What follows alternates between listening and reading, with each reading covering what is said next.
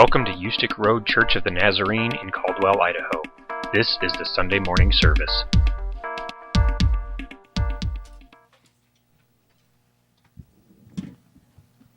Praise the Lord. We're happy to be here in Baker City this morning. We didn't have any intentions of coming in last night when we first took off, but once we got going, it was debated and talked about, and we just went ahead and got here at midnight with Pacific time, which was 1 o'clock your time, and then we lost an hour somewhere somewhere in between there, between 1 o'clock and this morning, another hour dropped. So I was like, man, I'm going to start a petition that instead of springing forward, we just fall backwards, because eventually you would catch the clock. It would be right then. You know, I just think that would be, it's a lot easier. I think it's going to catch on. But I'm really blessed, and I was just thinking, you know, when Nancy and I first got here, she was going to have a baby. We knew that, and that we got here in October, and she had the baby in March, and so we were really blessed with that. And it's a funny thing how life is, because, I mean, now, almost 22 years later, you know, I mean, I would not have expected my daughters to be helping out with the worship. I mean, I didn't know what my kids would be doing.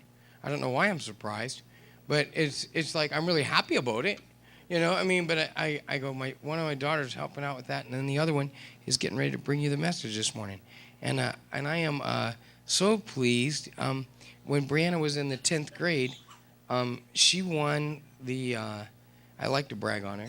I like to brag on my kids. I'd brag on your kids, but I don't know them as well. You brag on your kids, I'll brag on my kids. But she won the district preaching, and it was like a competition of all the abstract arts, puppets, all that blah blah, anything you could do.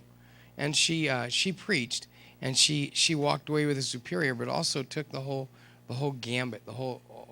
She got a scholarship for $1,000. Had she gone to NNU, that would have applied, you know. But she's just blessed and gifted. And actually, Danielle got a superior a couple of years later. So I got to tell you the truth. I love to hear my daughters preach. I really do. And I don't think when I'm not preaching and they are, and Nancy too, I'm going to tell you the truth, my wife too, I don't think you guys are giving up a step. Not one step. I love hearing them, and I think that the Lord really speaks through them. And so I'm not even supposed to be here this morning, so I ain't going to say nothing else.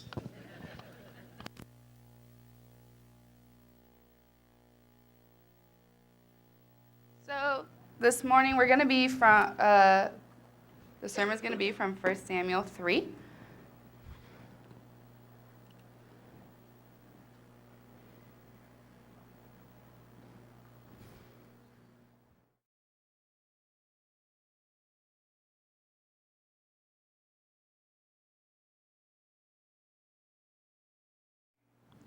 The boy Samuel ministered before the Lord under Eli. In those days, the word of the Lord was rare. There were not many visions. One night, Eli, whose eyes were becoming so weak that he could barely see, was lying down in his usual place. The lamp of God had not yet gone out, and Samuel was lying down in the house of the Lord, where the ark of God was. Then the Lord called Samuel. Samuel answered, "Here I am." And he ran to Eli and said, "Here I am, you called me." But Eli said, "I did not call. Go back and lie down." So he went and laid down again. The Lord called Samuel, and Samuel got up and went to Eli and said, "Here I am, you called me." "My son," Eli said, "I did not call you. Go back and lie down." Now Samuel did not yet know the word of the Lord had not yet been relieved to him. And third time the Lord called Samuel, and Samuel got up and went to Eli and said, "Here I am, you called me." Then Eli realized that the Lord was calling the boy. So Eli told Samuel, "Go and lie down, and if he calls you, say, 'Speak, Lord, for your servant is listening.'" So Samuel went and lay down in his place. The Lord came and stood there, calling as the other time, "Samuel, Samuel." Then Samuel said, "Speak, for your servant is listening." And the Lord said to Samuel, "See, I am about to do something in the Israelite that and will make the ears of everyone who hears about it tingle. And that time I will make carry out against Eli everything I spoke against his family from the beginning to end. For I told him that I would judge his family forever because of the sin he knew about his son. Blasphemed God, and he failed to restrain them. Therefore I swore to the house of Eli, the guilt of Eli's house will never be atoned for by sacrifice of offering. Samuel lay down until morning and then opened the door of the house and said, of the house, the Lord, he was afraid to tell Eli the vision, but Eli called him and said, "Samuel, my son." Samuel answered, "Here I am." "What was it he said to you?" Eli asked. "Do not hide it from me. May God deal with you, be in ever so severely, if you hide from me anything he told you." So Samuel told him everything and hiding nothing from him. Then Eli said, "He is the Lord. Let him do what is good and in his eyes." The Lord was with Samuel as he grew up, and let none of Samuel's words fall to the ground. And all Israelites from Dan to Beersheba recognized that Samuel was attested as a prophet of the Lord. The Lord continued to appear at Shiloh, and there he revealed himself to Samuel through his word. Awesome. Thank you.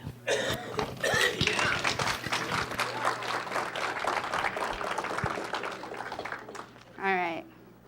I thought since my sermon is called Kids Teach the Greatest Things, which, get it? Like, kids say the darndest thing. No? Okay.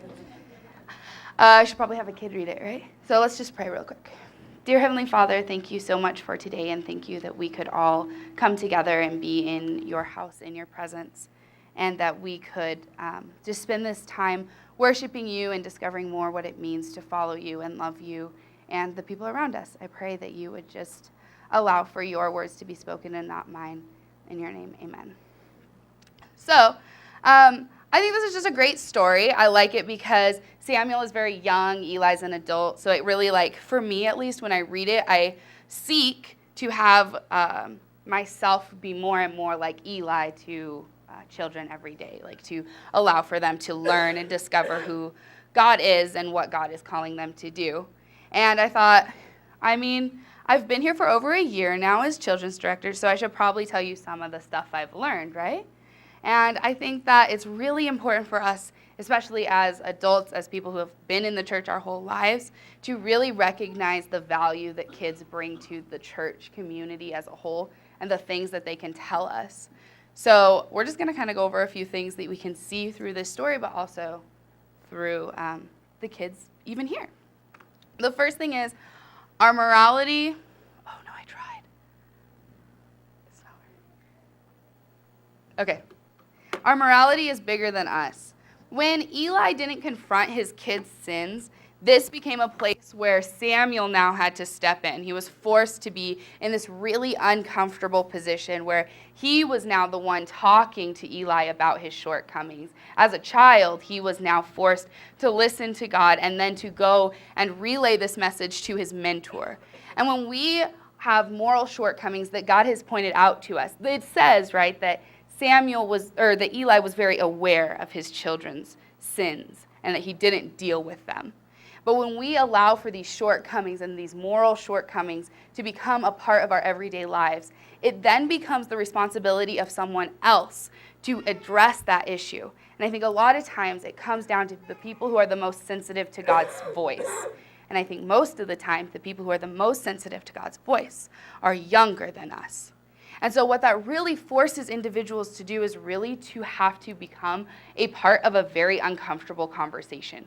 And that's not what we should be doing, especially as leaders and adults in the church, is we should be pointing out those shortcomings to ourselves and dealing with them. But when we don't, it becomes someone else's responsibility to become very sensitive to God's word in your life and to deal with a very uncomfortable situation.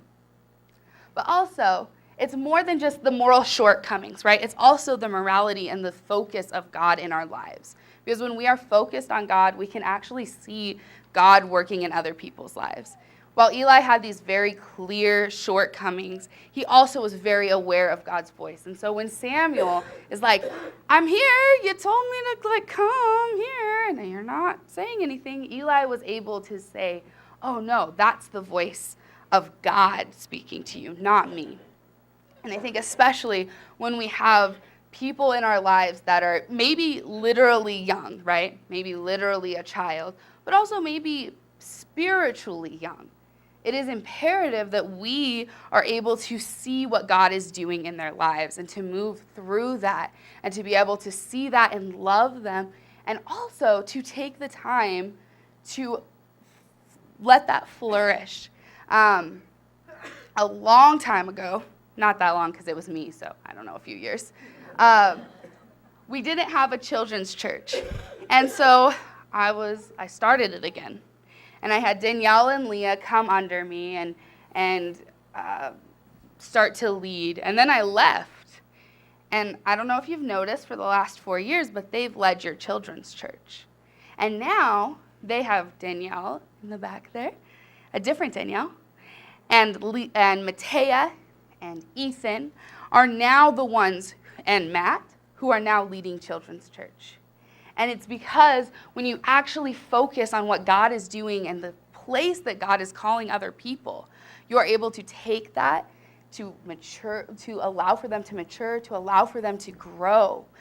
Eli, being sensitive to what God was calling Samuel to, was able to allow for Samuel to become someone who was recognized as a prophet. And it is our responsibility to make sure that we are in touch with God so that when God tells us that it's time to love someone and to work a certain way in another individual's life, that we're able to do that. And then lastly, kids watch and follow your actions, others look at your life, so let it be the full story, not just the highlights. I think, especially like in social media, I don't know if all of you are on social media because I'm probably not all of your friends on Facebook, but you should add me if you're not. But it's definitely like your highlight reel, right? I don't put like, man, it was a bum day. I had to just go do so much homework, right? Like that's never on my Facebook wall. But it's like my whole life. So it's important for us to not just allow for church to become a place where we show the best parts of us.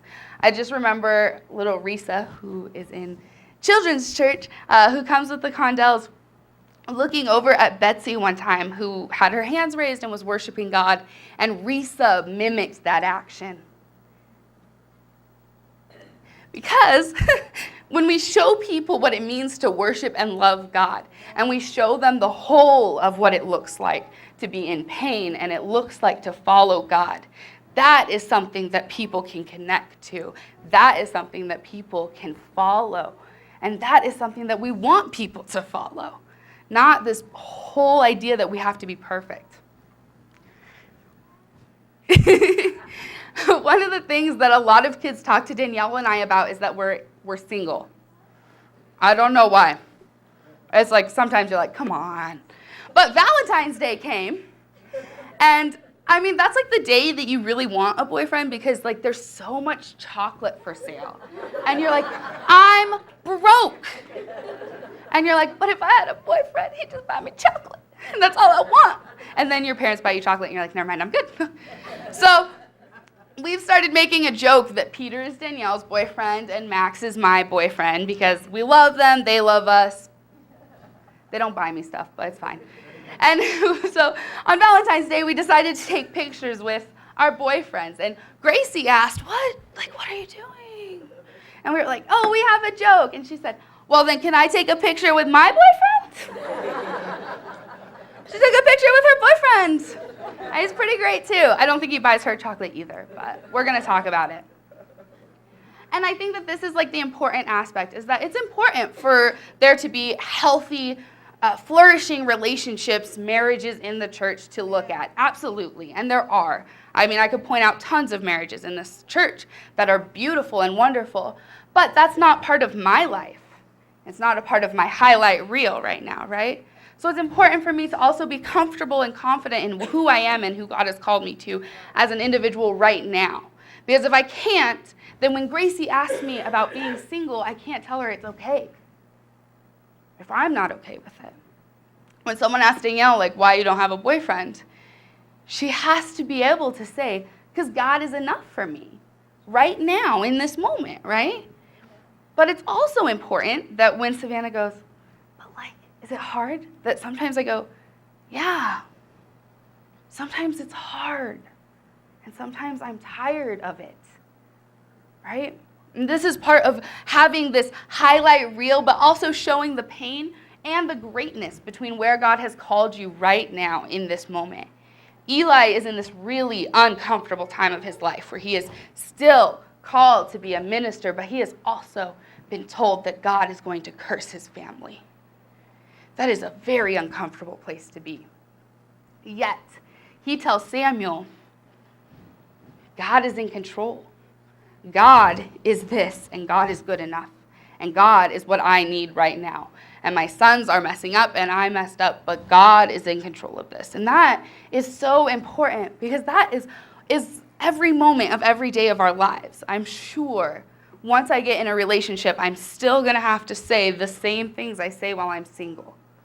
And that's what's important, is that we are showing the church what it looks like to live in different areas, in different spaces in time, and be comfortable and happy and confident in those spaces. The next thing is, God doesn't care about our perceived qualifications. Do you see? It's like a llama, but like Danielle kind of looks like the llama. But I really like it, guys. I'm really proud of it. We believe that God has these like qualifications on us, right? You have to be a certain age to be a member of the church. You have to not deal with these certain sins. You have to have past experiences. But when we do that, it's kind of like we expect God to like ask for our resume. Like, I would like to teach a Sunday school, God. Here's my resume. Like, that's not what he wants. His only requirement is that we obey and that we be seeking him. There aren't all of these qualifications. But I have Britton, who's going to come read a verse for us. Ready, B? B, you want to hear?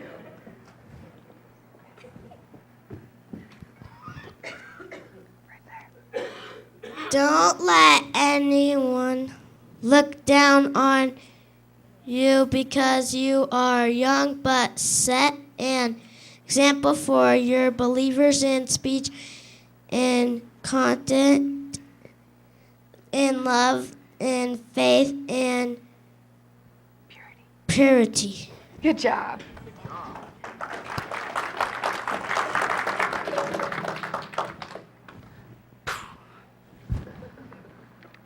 So at this time in 1 Samuel 4, the church is doing like a lot of inappropriate things, and they're putting a lot of regulations onto the way that the church runs that Paul is saying these aren't appropriate, right? So the leadership is saying like, you have to eat X or Y, or you can't eat X or Y, even though that's not the truth, right? Kind of like that idea. But Timothy is supposed to be there to like step up and stand up for this. But it's really uncomfortable because they're not really treating Timothy the way that he should be treated because he's young. And they're like, you're too young, it doesn't matter. And see, I had this happen to me this week. Let me tell you about it. Because I'm going to just, it's like a sermon illustration, but also a rant. It's like good. It's a little, I am distinctively the youngest speech and debate coach in the whole state for high school teams. Easily, by 5 to 10 years, the youngest coach. And so one of the things that happened this weekend was some of my kids got to state debate. And that's awesome. Like, that's really hard. It means in our district, they were in the top 30% for the way that they debate. And then they had to go and write a different case about a different argument. And then they went to state debate, and then they competed against all the other top 30%. It's amazing, and it's hard work. And my boys got there, and I was so very proud of them. And that's pretty cool, right? But over and over again, I was treated distinctively the lowest of the coaches because I was the youngest. And that is hard, because like, I don't know if you've ever tried, but like you can't really change your age, right?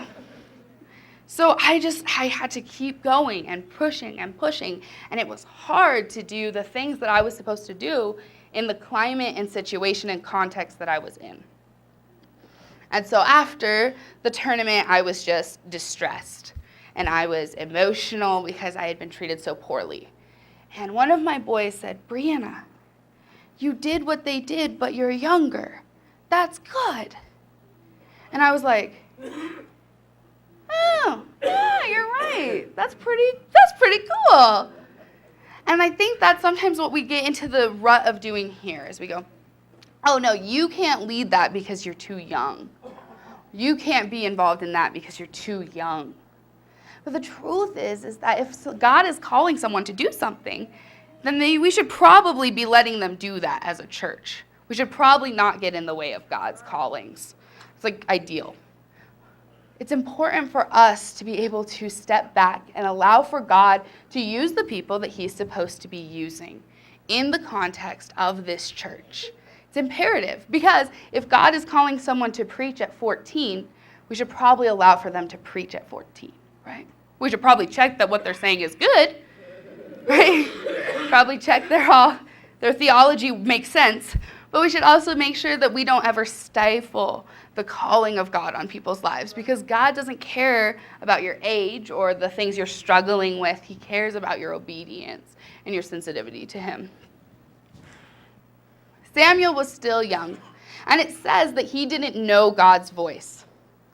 So, first of all, when we go back to this idea, right, like it's important for us to be in contact with God, because if God is calling someone else to do something, it's imperative that we can be sensitive to that at the same time that they're becoming sensitive to that calling. But also, we can learn from people who don't seem qualified. Eli was able to learn from Samuel, be called from Samuel, even though it didn't seem like it made sense, right? It makes more sense for Eli to be able to have to talk to God, to be sensitive to God speaking. That makes more sense, but it's not what happened. And I think sometimes when we say you have to have all these qualifications, we get in the way of God saying something quite beautiful to us through someone much younger, someone maybe that is newer to the church, someone that we go, "Oh, you don't know what is going on because you haven't been here, or you don't know the Bible as well as I do," right? But the important thing to look at is that that's not what God is looking for. God is looking for a relationship with us. He's looking for love, and he's looking for obedience. And if someone younger than us can do that, then we should probably listen to that person, even if we don't like it. Psh. Lastly, consistent investment changes everything. I think this is like over the year has been the thing that has meant and like been the biggest revelation of my life, is that you can't invest half-heartedly in something. You have to invest wholly into whatever you're investing in, into the lives of the people you're invested in, into the church. You are called to wholeheartedly, completely sell out to being invested in the community of God. Eli was invested in two things. First, he was invested in Samuel. So he could tell that God was calling him, right? Samuel keeps coming to Eli, and Eli goes, oh, no, it's God. It's God. Because he's invested in Samuel. But he's also invested in his relationship with God. And when we can wholeheartedly invest in the world that God has called us to, in the community, in the people, it is going to change absolutely everything. I wrote, our viewpoint and the world around us changes based on our investment. So what are you investing in? When you invest in something, it's supposed to bring about a result. Like, that's the definition of investment. You put your money, your time into something in order to get a specific result. But part of that, too, is like if I invest all my time in baking cookies, it makes no sense for me to expect to get a cake. I mean, I've tried, but it doesn't work.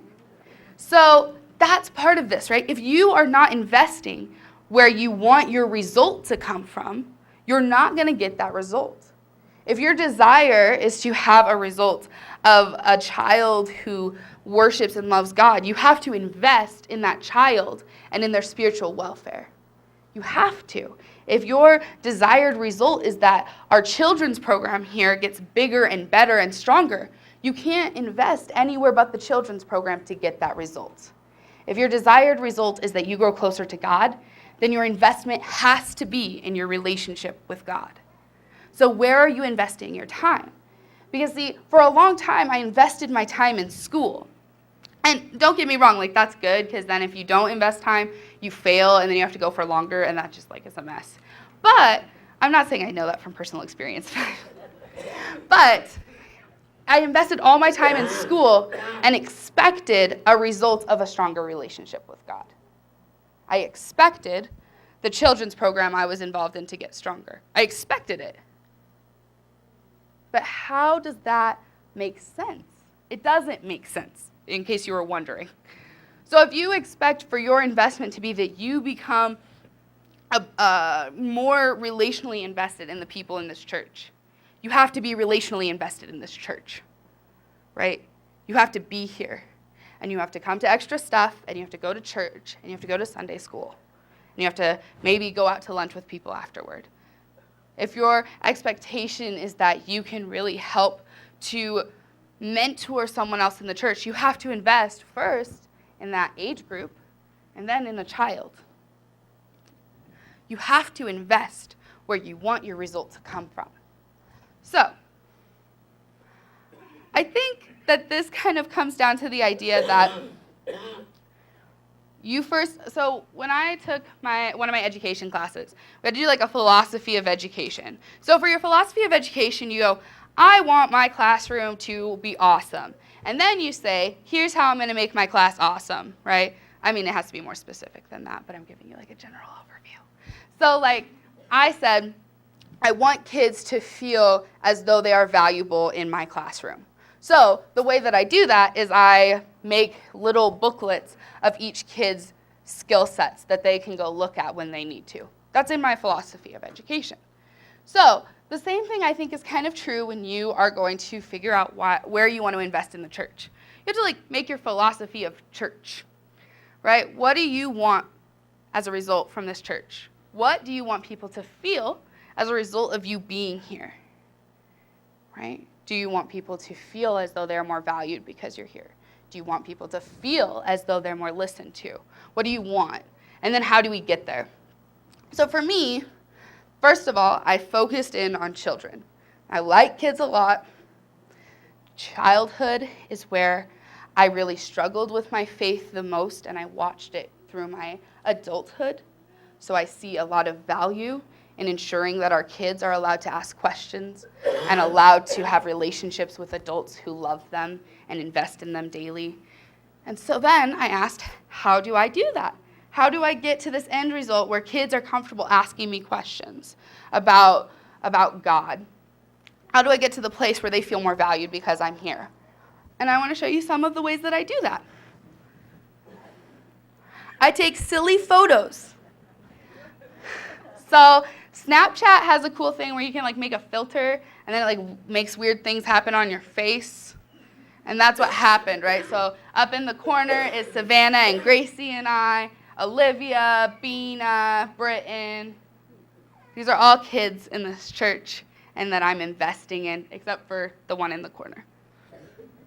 This is one of the ways I do it, because I want it to be a fun relationship, because I want kids to love being around me. I want them to feel like they can be silly at the same time that we are at a place that is so important. I want them to find joy in being around me. I create these loving relationships. I also do that by going to Golden Corral with Savannah, or having Gracie ride in my car, because you get to sit in the front seat if you're a kid in my car. So literally everyone wants to ride in my car. I do it by making weird crafts and things like that. I also do it by investing in kids from a young age. So this is little Max, and he is sitting in a crate, and I ran him around my house. Or Peter. I invest in kids from the very moment that their parents let me hold them. I am loving them and telling them they are wonderful and tell them how valuable they are. And I say those things to them. I say, Peter, you are so valuable. Because they don't know that I'm saying it. But in a few months, they will. And I want to already be in the practice of loving them and telling them their value. I do silly things like play with building blocks and Legos. I read to kids. That is me in the corner. I bought a Star Wars Lego set. That's me being Darth Vader. And Britton helped me build it. And it's still up in my house. And I invested in building a Lego set with him because I love him and I want him to feel loved. I do crafts. And also, I think this is important, is that you are also seeing Matea do crafts, Danielle do crafts, the other Danielle do crafts with these kids. This is how they're investing in the kids in this church, because they figured out what they want as a result. And then I acknowledge similarities. I don't know if you can tell, but their jackets look alike. No? Okay. I acknowledge the awesome things that make us the same. Right? Gracie loves Play-Doh. Bina loves Play-Doh, so I love Play-Doh. I like it. It's cool. But I don't love it until Gracie and Bina are there, and then I love it. Because I want those relationships with them. So, Corinne?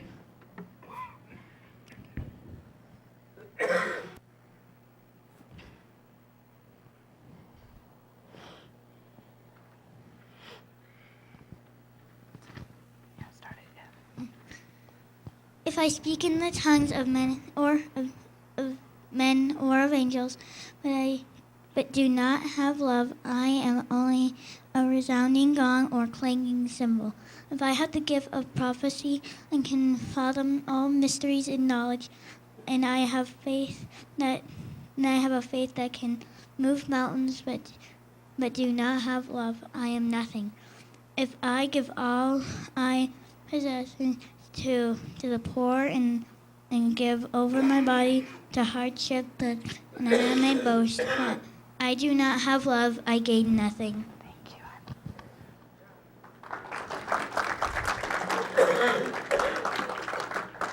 you. We are here to invest in love each other. So how are you doing that? So I have a bunch of mints, and I'm going to give some people some mints that are investing in this church in awesome ways. So, oh, it's loud. Sorry, guys. Ed. Every single Sunday, Ed is here. He is ready for kids, and sometimes he doesn't have any. Actually, a majority of the time, he doesn't have any. But he is always here. And he is always ready to love children and teach them about who God is. Britton getting one because he read to me. Savannah? Corinne? Oh, you want to be my Vanna? Yeah, I want you to be my Vanna. Okay. Do you want to go give that to Danielle? Yeah, go give it to Danielle Dowdy in the back. Danielle and Matea, who's sick, both come in every Sunday. They go to children's church every Sunday. They're here every single Sunday until they're sick. And that's amazing. And they love these kids, and they do whatever we ask them to do. Danielle Dyer and Leah Maxton. Where's Leah?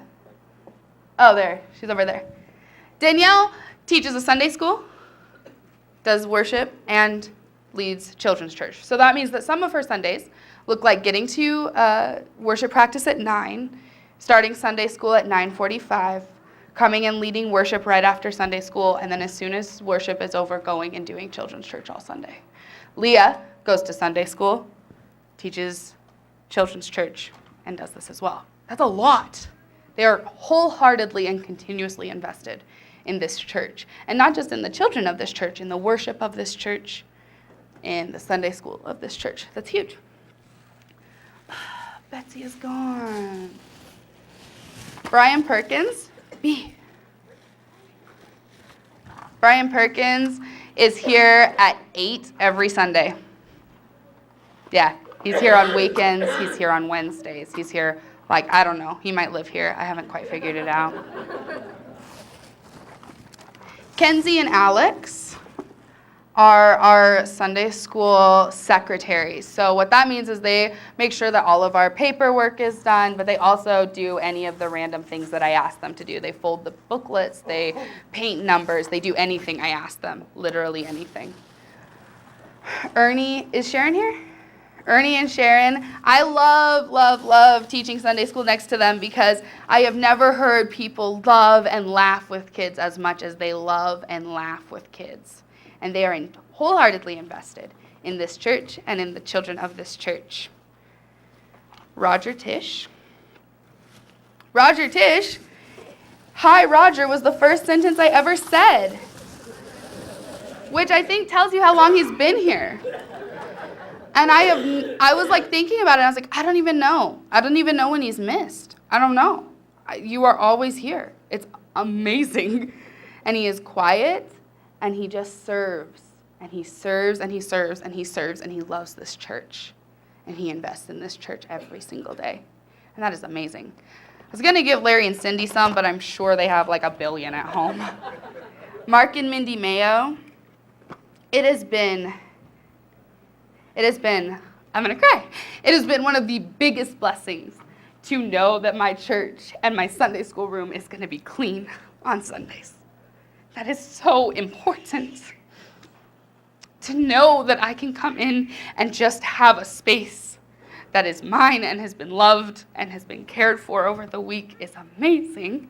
And it's something that has been stressful for a long time.